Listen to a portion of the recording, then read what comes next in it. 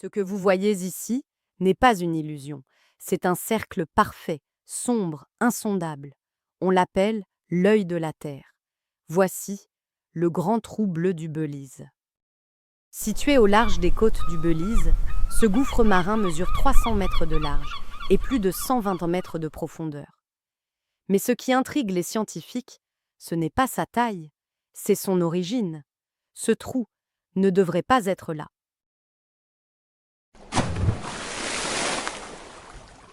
Jusqu'à 30 mètres, la lumière est encore présente. On y trouve des coraux, des bancs de poissons tropicaux, des tortues. Entre 30 et 60 mètres, les formes de vie deviennent plus rares. Quelques méduses, des micro-organismes.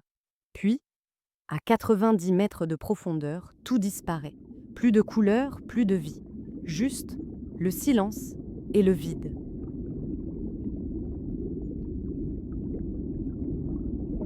Plus on descend, plus la lumière disparaît. Vers 90 mètres, la vie cesse. Aucun poisson, aucun son. Juste une couche dense de sulfure d'hydrogène qui coupe le trou du reste de l'océan. Sous cette couche toxique, les chercheurs ont découvert des stalactites. Ces formations ne peuvent exister qu'à l'air libre. Alors comment se trouvent-elles ici, à 120 mètres sous la mer?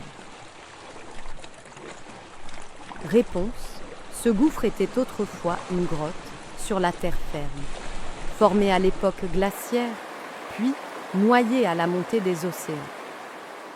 En 2018, une expédition menée par Fabien Cousteau plonge au fond du gouffre.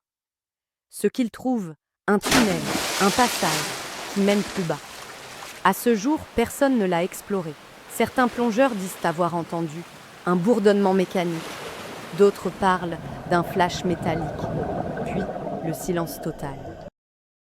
Nous pouvons expliquer les roches, nous pouvons dater les formations, mais nous ne pouvons pas expliquer pourquoi ce lieu nous regarde, comme un œil attendant d'être rouvert.